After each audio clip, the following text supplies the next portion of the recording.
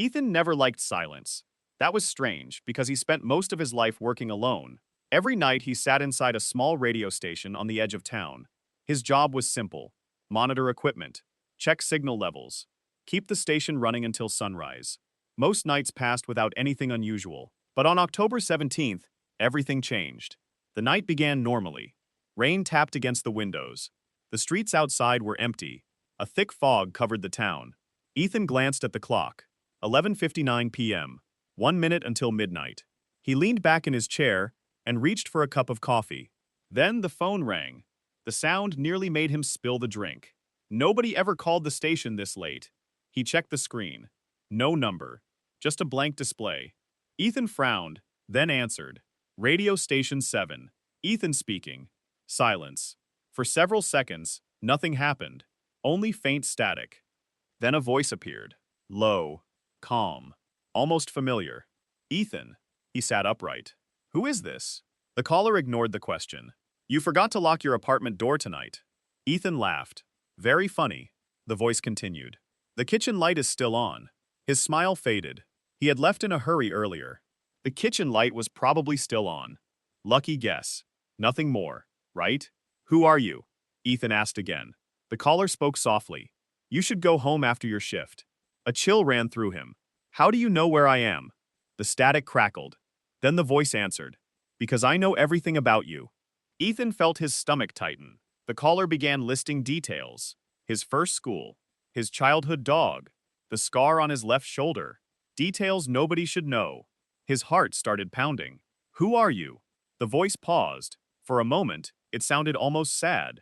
Then it said something Ethan would never forget. I'm calling from tomorrow. The line went dead. Ethan stared at the receiver. The room suddenly felt colder. He checked the call log. Nothing. No incoming number. No record. Nothing. Just midnight. Exactly midnight. He tried convincing himself it was a prank. Someone playing a joke. A friend, maybe. But deep down, he knew something was wrong. The caller knew too much. Far too much. The rest of the night crawled by. Every sound made him jump. Every shadow looked different. When sunrise finally arrived, Ethan drove home. His apartment building stood quiet. He unlocked the door. Then froze. The kitchen light was on. Exactly as the caller had said. His pulse quickened.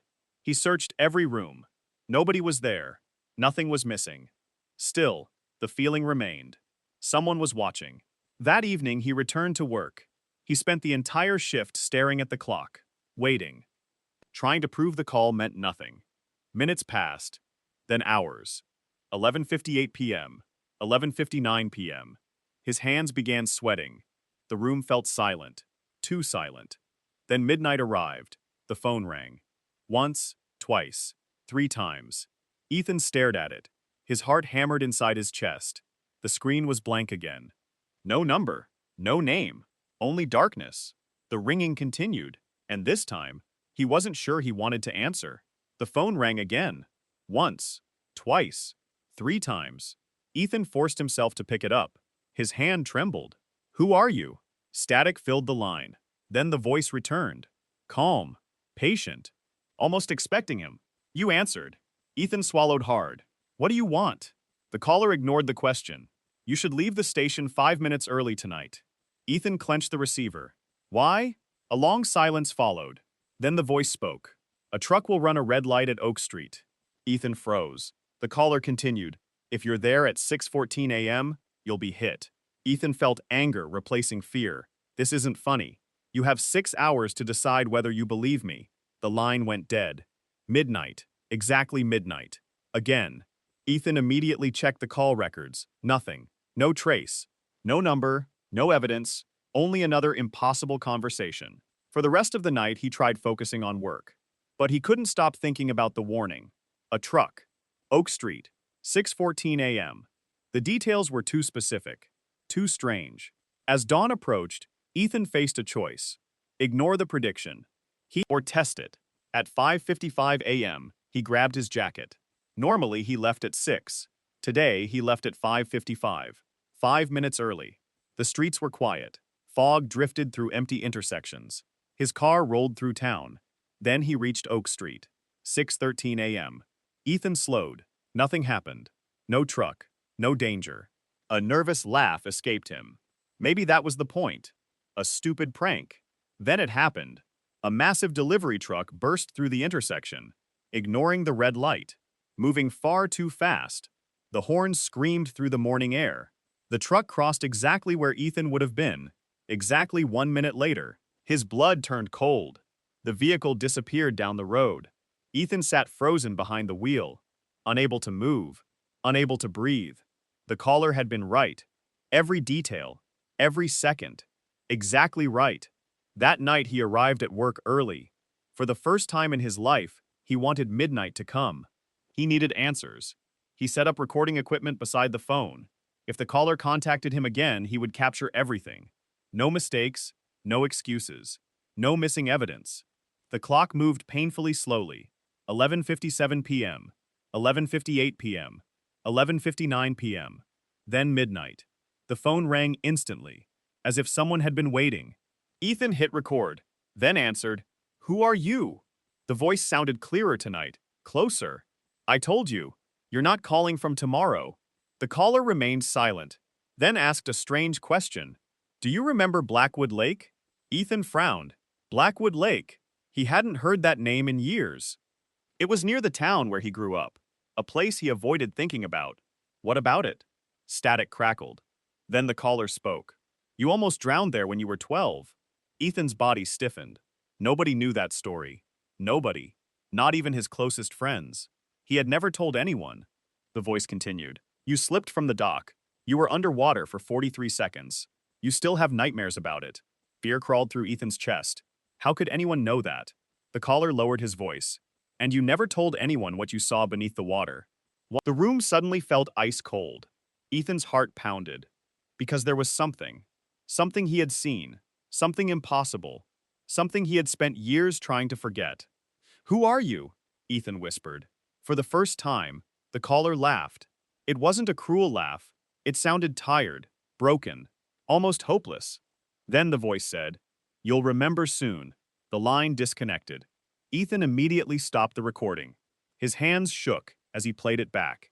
The conversation was there. Every word, every second, except for one thing, his own voice.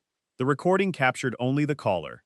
Every time Ethan spoke, there was silence, as if he had never been there at all. Then he noticed something worse. Near the end of the recording, beneath the static, a second voice, faint, almost impossible to hear, repeating the same words over and over, a whisper hidden inside the signal. 3 words. 3 terrifying words. "Don't answer again."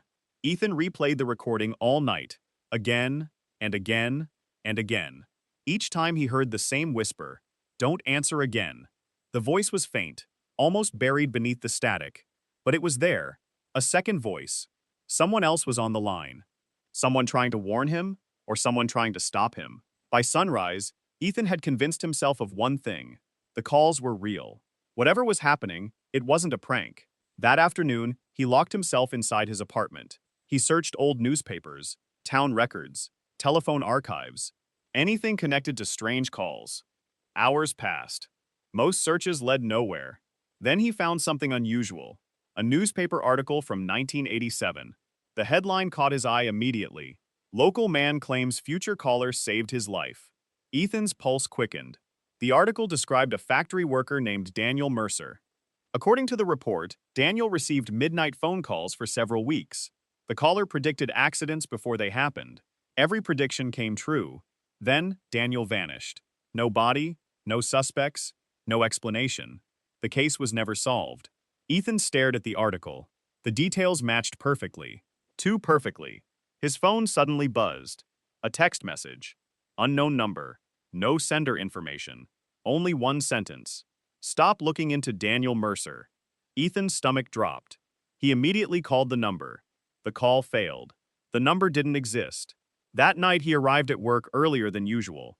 He barely touched his equipment. His attention stayed fixed on the clock, waiting, watching. 11:59 p.m. The phone rang. Right on time. Ethan answered instantly. "Who are you?" The caller sighed. A long, exhausted sigh. "You keep asking the wrong question." "Then tell me the right one." The voice paused. Then replied, "You should ask why I'm calling." Ethan leaned forward. Fine. Why are you calling? Static crackled. For a moment, it sounded like distant screams hidden inside the noise. Then the voice answered. Because I failed. A chill ran through him. What failed? The caller ignored the question. Instead, he said something unexpected. Do you remember the summer of 2008? Ethan froze. Yes. No. The voice corrected him. You remember parts of it. The room suddenly felt smaller, more confined. What are you talking about? The caller spoke slowly, carefully, as if choosing every word. Your friend Mason disappeared that summer. Ethan's breath caught. The name hit him like a punch. Mason Carter, his childhood best friend, missing for 18 years. Never found, never explained. Police eventually stopped searching. Everyone moved on. Everyone except Ethan. You knew Mason? Ethan whispered.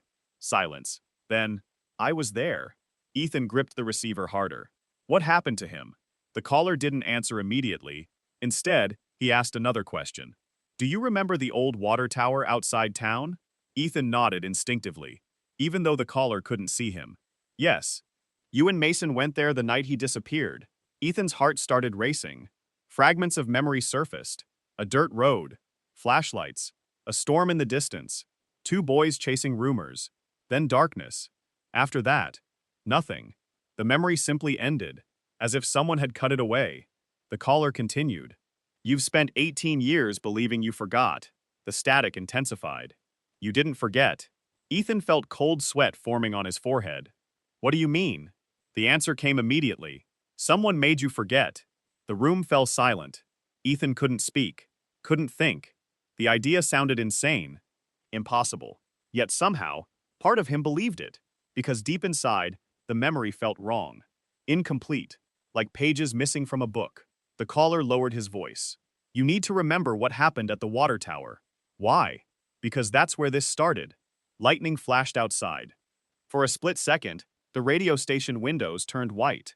Then darkness returned. Ethan realized something he should have noticed earlier. The caller's voice. Every night it sounded more familiar. Not just familiar, recognizable, like hearing an old recording of himself. Distorted, aged, broken by time. The realization made his skin crawl. Who are you? Ethan whispered again. This time the caller answered differently. Not with words, with a date. October 24th. Ethan frowned. What happens on October 24th?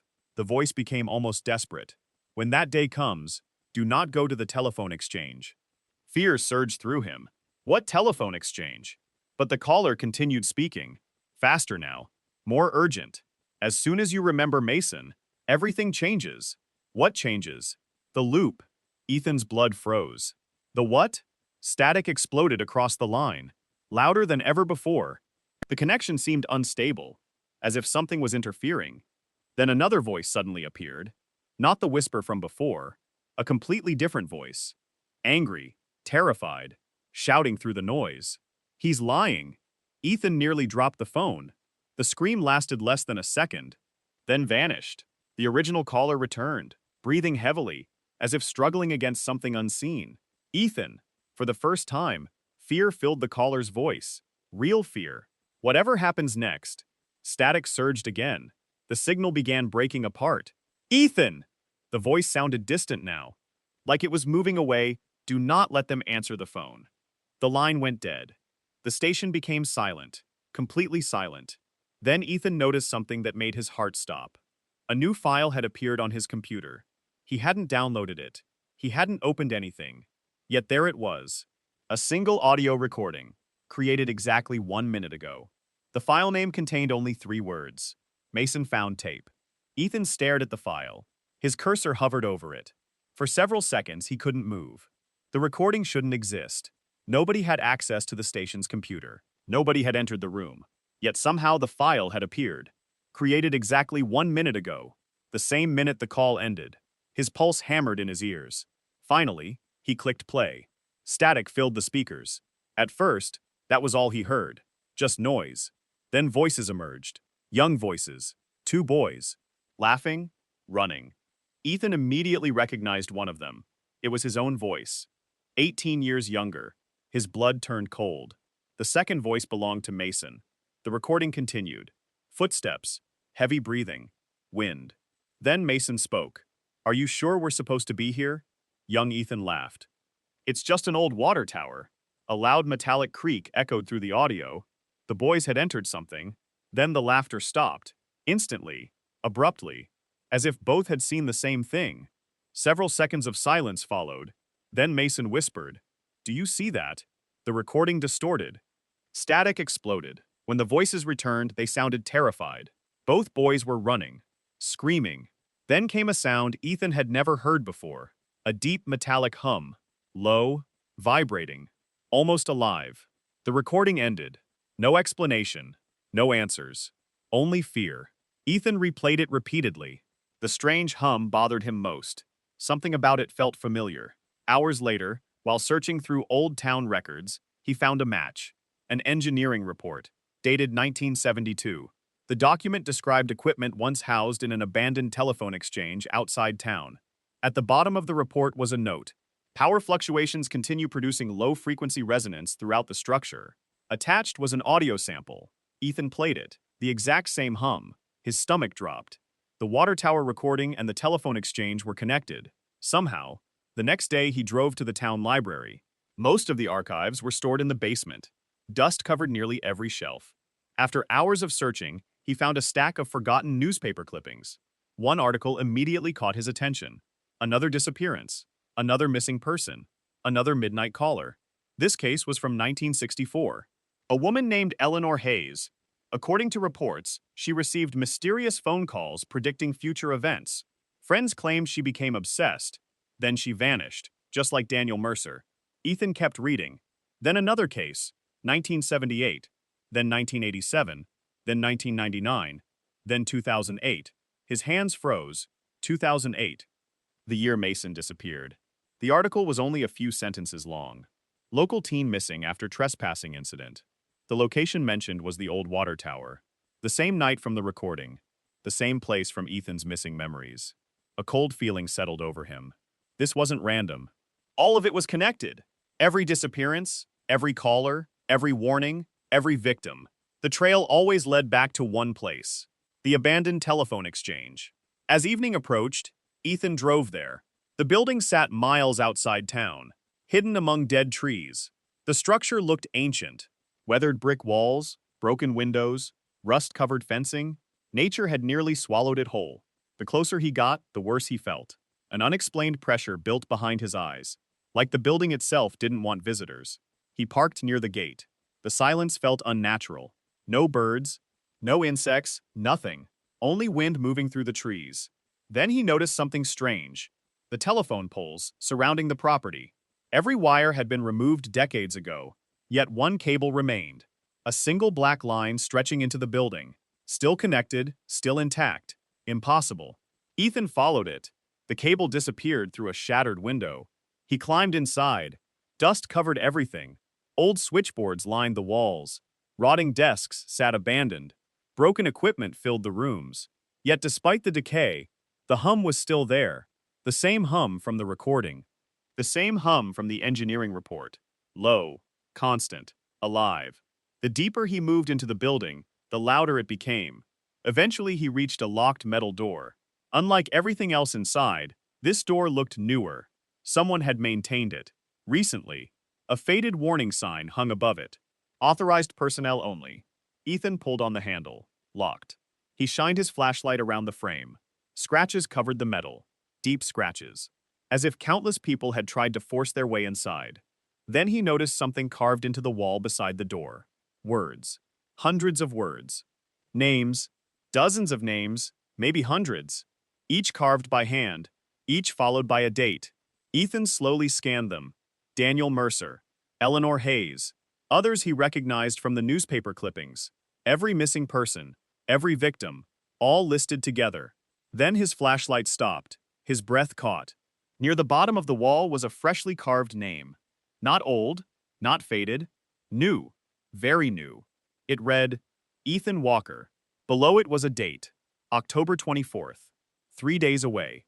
The exact date the caller had warned him about. Fear flooded through him.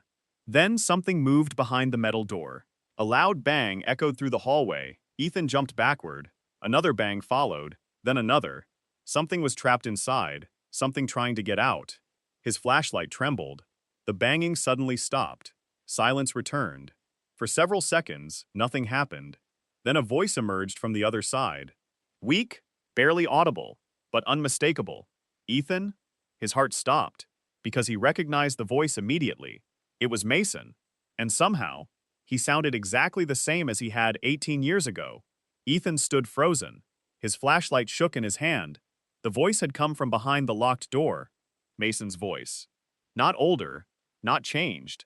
Exactly the same. The same age. The same tone. The same frightened boy from 18 years ago. Ethan. The voice came again. Weak. Desperate. Help me. Every instinct told him to run. This was impossible. Mason had disappeared nearly 2 decades ago. If he were alive, he would be 30 years old now. Not 12, not trapped behind a door, not calling for help like no time had passed. Ethan! A loud metallic bang interrupted the voice. Then silence. The hum returned, low and constant. Ethan forced himself forward. He examined the lock. Heavy steel, industrial grade. There was no way to open it by force. Then he noticed something nearby, a maintenance office. Its door hung partially open. Dust covered everything inside. Old blueprints, filing cabinets, broken furniture. He searched through drawers for nearly 20 minutes. Nothing. Then he found a small metal key taped beneath a desk. A note was attached. Only 4 words. Do not open this. Ethan stared at it. His heart pounded. Then he grabbed the key. The hallway seemed colder when he returned. The metal door waited silently. No more banging, no more voices. Only the hum. Growing louder, he inserted the key. The lock clicked immediately, as if it had been waiting. The heavy door slowly opened. A blast of freezing air hit him. His flashlight revealed concrete stairs leading underground.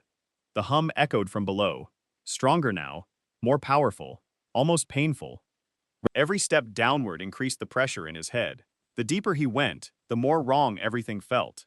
Finally, the stairs ended. Ethan stepped into a massive underground chamber. His breath caught. The room was enormous, far larger than the building above should allow. Rows of old equipment filled the darkness. Switchboards, telephone relays, miles of wiring, machines older than anyone still alive. Yet they were running. Lights blinked, panels glowed. Electricity flowed through systems abandoned decades ago. Impossible. The entire room vibrated with energy. At the center stood something even stranger. A circular structure made of metal and cables. Dozens of telephone lines fed into it. The cables seemed endless, stretching into walls, ceilings, darkness. The machine looked less like technology and more like something alive. Then Ethan noticed photographs covering the walls. Thousands of photographs. Everywhere, pinned in endless rows. People.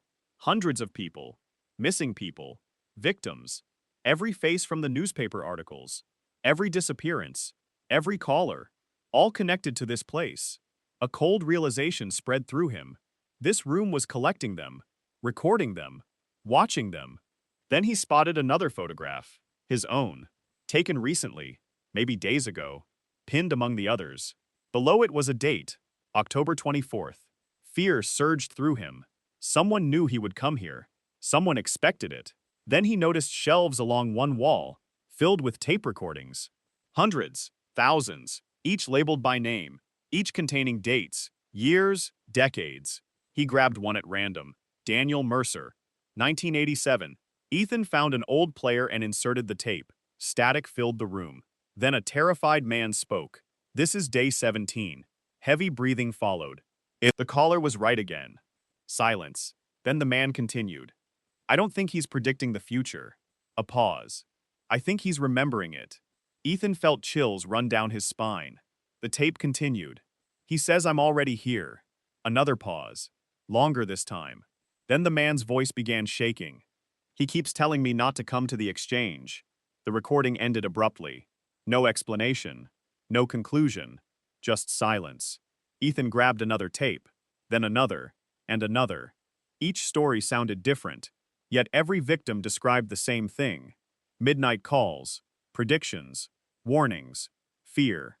And eventually, the exchange. Every road led here. Every story ended here. Then Ethan found one final tape. The label nearly stopped his heart. Mason Carter, 2008. With trembling hands, he inserted it. The recording began immediately. Young voices, running footsteps. The same night from the water tower. The same night Mason vanished. Then something new appeared. A voice. An older voice. A familiar voice. Ethan's blood froze. It was the midnight caller. The exact same voice. The voice he'd been speaking to every night. The recording continued. Young Mason sounded terrified. "What is that thing?" The caller answered. "You need to leave." Young Ethan spoke next. Confused. "What are you talking about?" The caller sounded desperate. "Neither of you should be here." Then came screaming. Loud, terrified. Followed by the metallic hum. The tape distorted. Static exploded across the speakers. Then everything stopped. The recording ended. Ethan stood motionless. His mind raced. The caller had been there. 18 years ago. The same voice. The same person. The same warning. Which meant only one thing. The calls had not started recently. They had been happening for decades. Maybe longer. Then suddenly, every light in the underground chamber went dark. The hum vanished. Complete silence filled the room. For several seconds, nothing moved. Nothing breathed. Nothing existed. Then one single telephone began ringing somewhere in the darkness. A sharp metallic ring, echoing through the chamber. Once, twice, 3 times. Ethan slowly turned his flashlight toward the sound. The beam revealed an old black telephone sitting alone on a desk. Its receiver rested perfectly in place. The phone rang again. Then Ethan noticed something written beside it. A small label, faded but readable. It contained only 2 words, "Answer me." The telephone continued ringing. Sharp, loud, unnatural. Each ring echoed through the underground chamber like a warning. Ethan stood motionless. Every instinct told him not to touch it. The note beside the phone seemed less like a message and more like a command. "Answer me." The ringing stopped. Silence returned. Then, slowly, the receiver lifted by itself. Ethan's blood ran cold. No wires moved. No hidden mechanism appeared. Yet the receiver now hung in the air. A voice emerged from the speaker. "Ethan!" The midnight caller. Closer than ever. Not through a phone line. Not from somewhere far away. From inside the room itself. "You shouldn't have come here." Ethan finally found his voice. "What is this place?" Static crackled. Then the caller answered. "This is where the calls begin." The chamber lights flickered back to life. Dim yellow bulbs illuminated sections of the room. What Ethan saw nearly made him collapse. The far wall wasn't covered only with photographs. It was covered with doors. Hundreds of small metal doors. Each labeled with a name. Each belonging to a missing person. Daniel Mercer. Eleanor Hayes. Dozens more. Hundreds more. Every victim had a door. Every disappearance had a place. "What are those?" Ethan whispered. The caller hesitated, then answered. "Records." "Records of what?" A long silence followed. Then, people who couldn't escape. Fear gripped Ethan's chest. The room suddenly felt smaller, as if the walls themselves were moving closer. He approached the nearest door. A narrow slot sat in the center, like a prison cell. He looked inside, and instantly stepped back. A human eye stared at him from the darkness, blinking, watching, alive.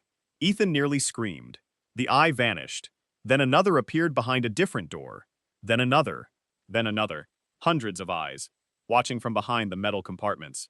His breathing became ragged. "What is happening?" The caller's voice sounded defeated. They were never supposed to remain here. Ethan backed away from the wall. The chamber lights flickered violently. The hum returned. Stronger. Louder. The floor vibrated beneath his feet. Then something caught his attention. Near the center machine sat a large ledger. A thick black book. Its pages looked ancient. Ethan opened it. Thousands of names filled the pages. Dates, locations, outcomes. Every person who had ever received the calls. His hands trembled as he turned the pages. Then he found himself. Ethan Walker. Status. Active. Date of arrival, October 24th. Time remaining, 72 hours. His pulse hammered. Below his entry was something worse. A section labeled, "Previous Attempts." Ethan stared. The page listed dozens of entries. Attempt 01, failed. Attempt 02, failed. Attempt 03, failed. The list continued. Page after page. Hundreds of attempts. Every one carried his name. Every one ended the same way. Failed. His legs nearly gave out. What is this? For the first time, panic entered the caller's voice. You weren't supposed to find that. Ethan gripped the book. What does it mean? The caller remained silent. Then, it means this isn't the first time. The room seemed to tilt. His mind struggled to process the words. What isn't the first time? The answer came softly. Your life. A wave of nausea hit him. The caller continued. You've lived this week before. No. Many times. No. Hundreds of times. Ethan shook his head. Impossible. Completely impossible. Yet the evidence surrounded him. The predictions, the recordings, the ledger, the warnings, the disappearances. Everything pointed toward one horrifying truth. The caller wasn't predicting events. He already knew them. Because they had already happened.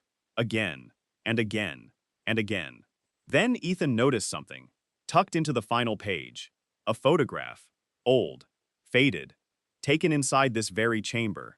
Several people stood beside the machine. Engineers. Scientists. Researchers.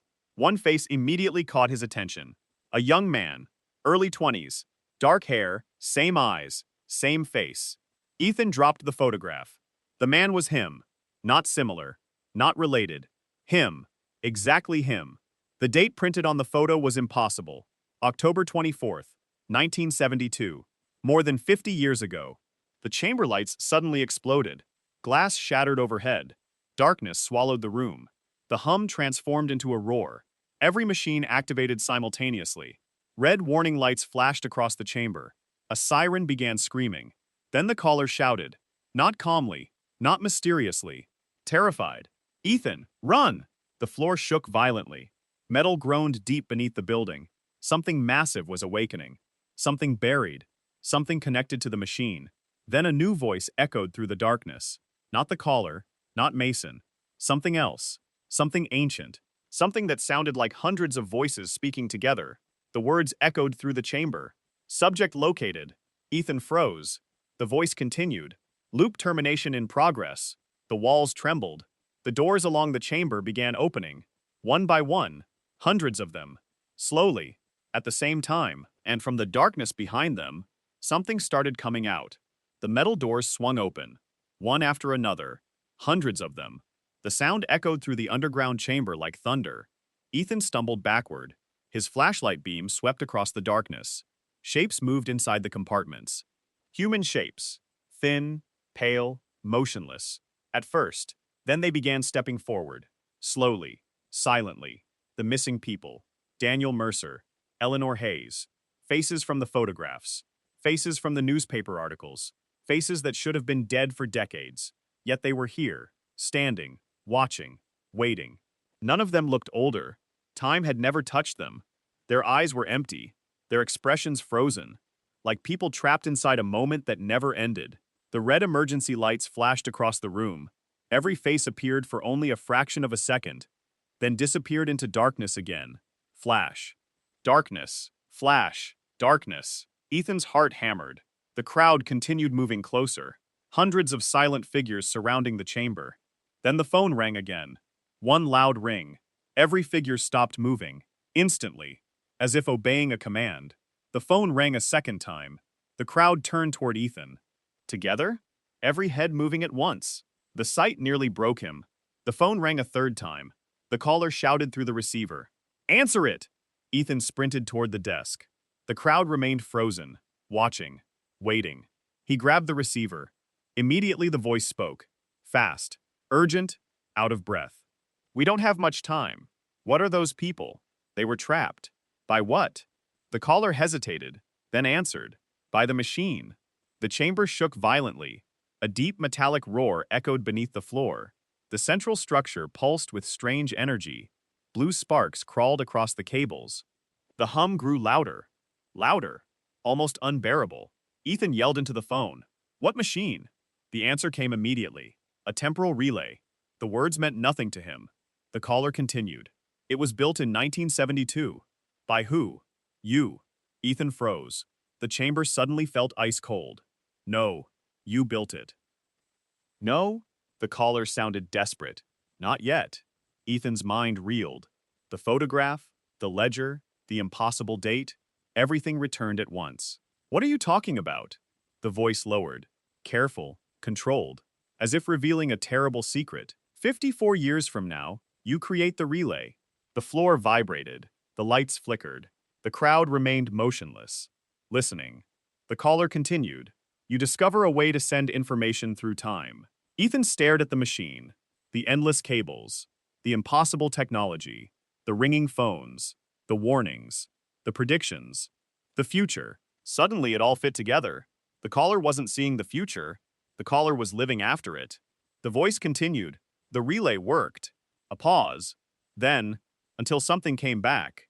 Fear surged through Ethan. What came back? For several seconds, silence filled the line. Then the caller answered. I don't know. The words sounded genuine, terrified. I've spent decades trying to understand it. The machine emitted another deafening roar. The walls shook. Concrete cracked overhead. The crowd began twitching. Small movements, tiny jerks. As if waking from sleep. The caller spoke again. Ethan, what? The prediction wasn't wrong. His stomach dropped. What prediction? The voice grew quiet, the way someone speaks when discussing something unavoidable. Your death. The chamber suddenly seemed to stop moving. Everything else faded away. The crowd, the machine, the lights. Only those words remained. Your death, the caller continued. October 24th. Ethan felt numb. Tomorrow. Yes. The caller's voice cracked. For every version of us. A long silence followed. Then Ethan asked the question he feared most. How many versions? The answer came immediately. 317. His breath caught. The ledger, the failed attempts, the loops, all real. Every single one. 317 versions of his life. 317 failures. 317 deaths. The caller continued. I've watched every one. The weight of those words settled over Ethan. The caller wasn't simply warning him. The caller had lived through this nightmare hundreds of times. Maybe thousands. The voice sounded exhausted, broken, like a man carrying decades of failure. I thought this time would be different. The chamber lights flashed. The crowd took another step forward, together. The caller spoke urgently. You need to remember the water tower. The words hit Ethan like lightning. Immediately, without warning, a memory surfaced. Sharp, clear, painfully clear. The night Mason disappeared. The storm, the tower, the hum, the darkness. Then, the machine, hidden underground, already active, already running. Two boys standing near an open doorway. Mason reaching towards something glowing beneath the earth. Then a voice coming from a telephone, warning them, begging them to leave. The midnight caller, the same voice, the same warning, the same night. Ethan gasped. More memories flooded back. Not forgotten memories, suppressed memories. Someone had hidden them, or something had. Then he saw the final piece. The moment Mason disappeared, a hand emerged from the darkness beneath the machine. Not human, not entirely. Long fingers, impossible joints, skin that seemed to move like liquid shadows. The thing grabbed Mason and pulled him into the light. The memory ended. Ethan nearly collapsed. The caller immediately understood. You remember now. Ethan could barely speak. What was that thing? Silence. Then the answer. The reason the loop exists. The crowd suddenly began moving again, faster this time. The red lights turned black. The hum became a scream. The machine activated fully, and deep inside the darkness beneath it, something opened its eyes. The chamber plunged into darkness, not normal darkness. Something deeper, something that felt alive. The red emergency lights vanished. The hum disappeared. Even the air seemed gone. For a moment, Ethan could hear nothing. Then, a heartbeat. One slow beat, echoing through the underground chamber. Boom. Another. Boom. The sound wasn't coming from a person. It was coming from the machine. The entire structure pulsed like a living organ. Blue light slowly returned. The crowd of missing people stood perfectly still. Every face turned toward the center, toward the machine, toward whatever was waking beneath it. Ethan gripped the receiver tighter. What do I do? The caller answered immediately. You need to reach the core. What core? The center of the relay. The machine pulsed again. Boom! A shockwave rolled through the chamber. Dust fell from the ceiling. Metal groaned. The crowd took a synchronized step forward. Not toward Ethan. Toward the machine. As if being summoned. The caller sounded more frightened than ever. If it reaches full activation, we're finished. Ethan stared at the machine. A circular opening had appeared at its center. A tunnel descending into darkness. The heart of the relay. The core. Without another word, he ran. The crowd reacted instantly. Hundreds of figures surged forward. Silent. Fast. Their movements unnatural. Like puppets being pulled by invisible strings. Ethan sprinted between rows of machinery. The tunnel entrance grew closer. Behind him came hundreds of footsteps, getting louder, closer, closer. He reached the opening and jumped inside. The tunnel sloped downward. Metal walls surrounded him. Ancient cables stretched endlessly into the dark. Blue energy pulsed through them like veins. The deeper he descended, the stranger reality became. The walls flickered. For a split second, he saw different versions of the tunnel. Different moments, different times. One moment the walls looked new. The next they were rusted, then destroyed, then rebuilt. Time itself seemed unstable here. The caller spoke through the receiver. "You've been here before." Ethan laughed bitterly. "You keep saying that, because it's true." The voice sounded exhausted. "I've watched you make this journey hundreds of times." The tunnel suddenly widened. Ethan entered a massive circular chamber and froze. Photographs covered the walls. Not photographs of strangers, photographs of him. Thousands of them. Different ages, different clothes, different years, different lives. Every version of Ethan that had entered this place. Some looked terrified, some injured, some old, some much older than they should have been. The sight was overwhelming. Then he noticed the dates. Most ended on October 24th. The same date, again and again and again. The chamber was a graveyard of timelines, proof that every attempt had failed. The caller spoke quietly. "I kept every one." Ethan's blood ran cold. "You?" A long silence followed. Then the answer. "Yes." The realization hit him like a train. Every clue, every warning, every prediction, the familiar voice, the impossible knowledge, the photograph from 1972, the failed attempts. The caller wasn't simply connected to him. The caller was him, an older version, a future version, a version trapped inside the relay. The voice finally said the words, "I'm you." Ethan stopped breathing. "No. I know. No." I reacted the same way. The chamber lights flickered, and suddenly Ethan saw him, standing on the far side of the room. A man. Older. Much older. Gray hair, tired eyes. Scars covering his face. Yet unmistakably Ethan. The midnight caller. Real. Standing only a few feet away. For decades, Ethan had imagined what his future self might look like. Nothing prepared him for this. The older Ethan looked broken. Not physically, emotionally, like someone who had spent an eternity carrying the same burden. Future Ethan spoke without using the phone now. His real voice echoed through the chamber. "I've been trying to save us." The younger Ethan stared in disbelief. "How long?" The answer came softly. "I don't know anymore." Future Ethan looked toward the ceiling, toward the relay above. Years. A pause. Maybe centuries. A chill swept through the room. Centuries. Trapped inside a machine, watching the same week repeat endlessly, watching the same failure happen again and again. Future Ethan lowered his head. The relay broke time. The chamber shook. Boom. The heartbeat returned. Louder now. Something beneath them was waking faster. Future Ethan continued. When Mason touched the core, it opened a path. A path to what? The older man looked genuinely afraid. The answer took several seconds. When it finally came, it was barely a whisper. Something outside time. The heartbeat thundered again. Boom. The walls cracked. The photographs trembled. Future Ethan stepped closer. "We called it an anomaly." "What is it?" "We never found out." The older man's eyes darkened, because everyone who got close disappeared. The chamber lights exploded. Sparks rained from above. The relay roared. Then a deep voice echoed through the darkness. Not human. Not machine. Something else. Something ancient. Identity confirmed. Future Ethan's face turned pale. "No." The voice returned. Closer this time. "Primary subject located." The floor split open beneath the chamber. Darkness emerged from below. Not smoke, not shadow. Something alive, something watching. Future Ethan grabbed the younger Ethan's arm. For the first time, true panic appeared in his eyes, and he said the words Ethan feared most. Run. Because the thing that had taken Mason had finally found them. The floor erupted beneath them. Darkness surged upward. Not like smoke, not like fire, like a living ocean made of shadows. The chamber shook violently. Machines exploded around them. Sparks filled the air. The ancient relay screamed as if it were alive.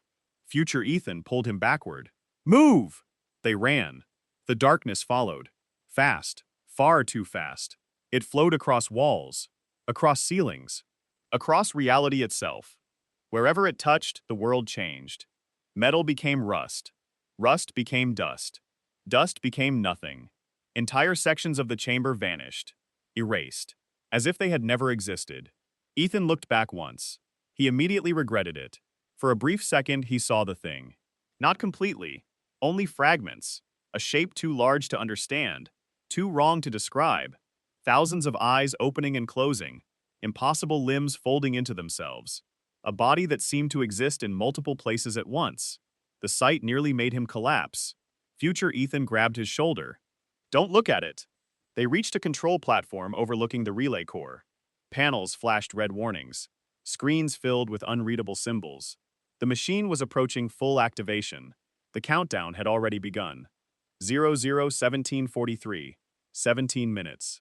Future Ethan stared at the timer. His face drained of color. No. Ethan looked at him.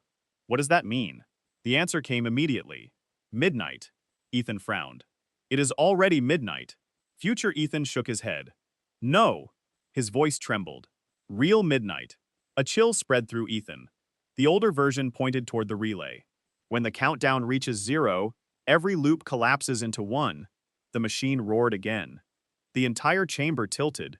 Concrete rained from above. Ethan struggled to stay standing. What happens then? Future Ethan closed his eyes. The answer sounded like a confession. The thing gets out. Silence. Then another shockwave ripped through the facility.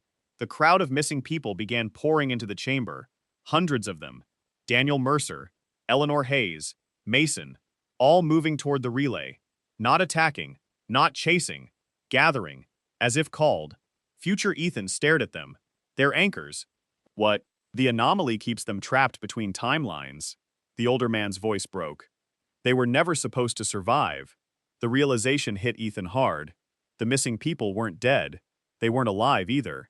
They were trapped, caught inside the loop. For decades, some for generations. The relay continued counting down. 00:15:01. Time was running out. Future Ethan opened a secured compartment beneath the control panel. Inside sat a small device. Simple, metallic, no larger than a notebook. Ethan immediately recognized it. The same object from his recovered memories. The object Mason touched at the water tower. The object that started everything. What is it? Future Ethan stared at it. The first relay key. The thing that opened the loop? Yes. Ethan swallowed. Can it stop it? A long silence followed. Then, maybe. The worst possible answer. The relay groaned. The anomaly grew larger beneath the platform. The darkness now covered half the chamber. Reality distorted around it. Pieces of the room appeared and disappeared. Different years overlapped. Different timelines collided. For brief moments, Ethan saw impossible scenes. The station where he worked, the water tower, the telephone exchange, all existing at the same time, all occupying the same space. Time itself was breaking apart. Then Ethan saw something else. A small boy standing among the crowd. Mason. Not trapped, not confused.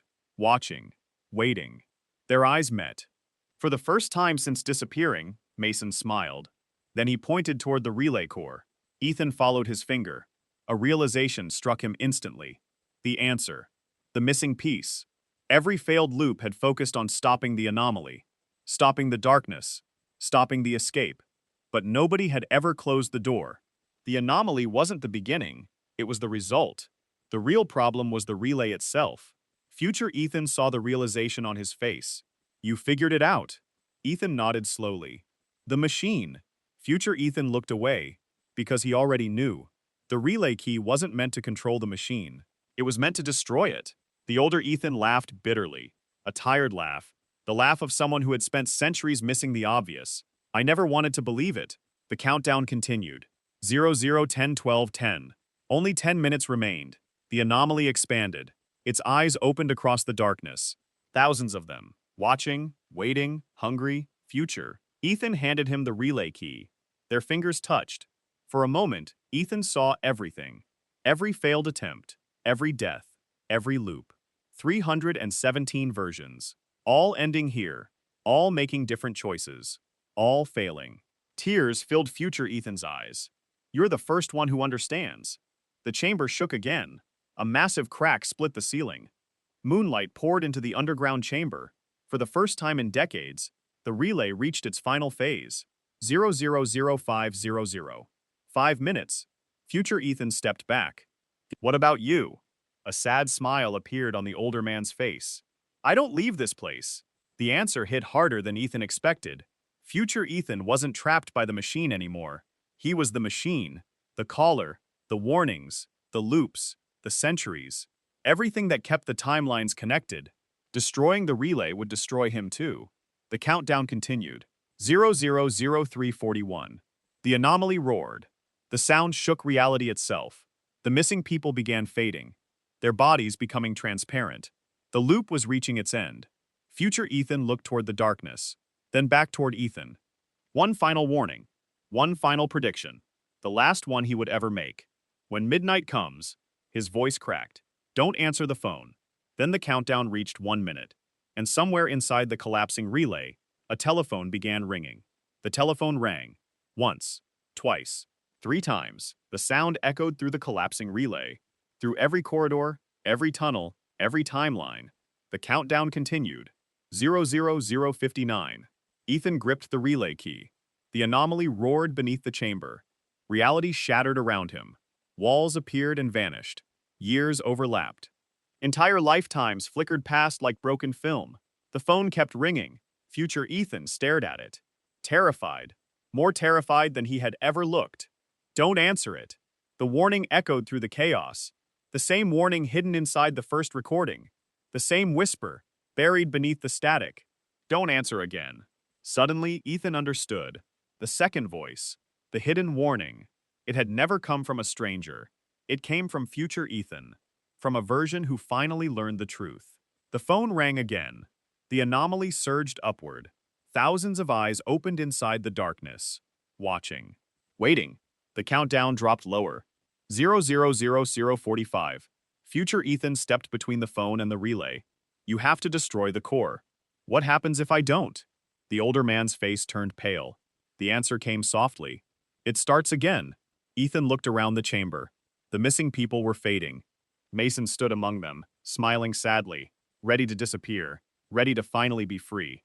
For 18 years, Ethan had searched for answers. Now he finally had them, and they were horrifying. The relay had never been a machine. Not really. It was a doorway, a wound in time, a wound he would eventually create. And every attempt to control it only made it worse. The countdown continued. 00030 mind. The phone rang again, louder, more aggressive, as if something on the other side desperately wanted an answer. Future Ethan backed away. Fear filled his eyes. Whatever you hear, the chamber shook violently. The anomaly erupted across the walls. The older man shouted over the noise. Don't believe it. Then the phone stopped ringing. Silence. Complete silence. For a single second. Then the receiver lifted itself.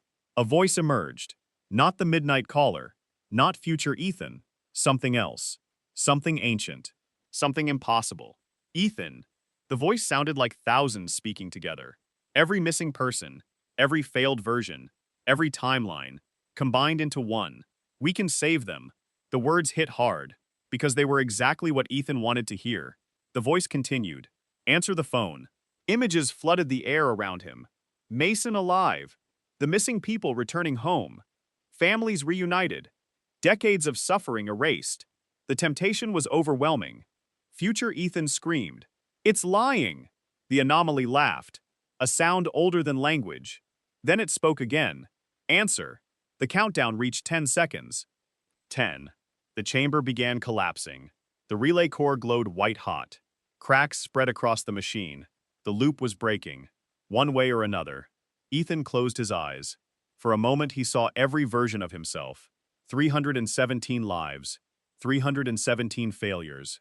All leading here. All waiting. Then he made his choice. He ignored the phone and drove the relay key into the core. The world exploded. Light consumed everything. The machine screamed. The anomaly roared. The timelines shattered. Then, silence. Ethan opened his eyes. Morning sunlight filled the room. Birds sang outside. Warm air drifted through an open window. He sat upright. Confused, disoriented, alive. His apartment, his bed. Everything looked normal. No relay. No anomaly. No calls. No missing people. Just silence. Peaceful silence. For several minutes he simply sat there, trying to understand. Then he noticed something on the table beside his bed. A newspaper. Today's date, October 25th, the day after. The loop was gone. The nightmare was over. He rushed outside. The town looked normal. People smiled. Traffic moved. Life continued. And then he saw someone standing across the street. A man. About 30 years old. Dark hair, familiar face. The man smiled. Mason. Alive. Free. For a second neither spoke. Then Mason nodded. As if thanking him. As if remembering everything. The next moment a passing truck blocked Ethan's view. When it passed, Mason was gone. Ethan never saw him again. Years passed. Life moved forward. The calls never returned. The exchange was demolished. The water tower collapsed. The mystery slowly faded into memory. Eventually, Ethan convinced himself it had all ended.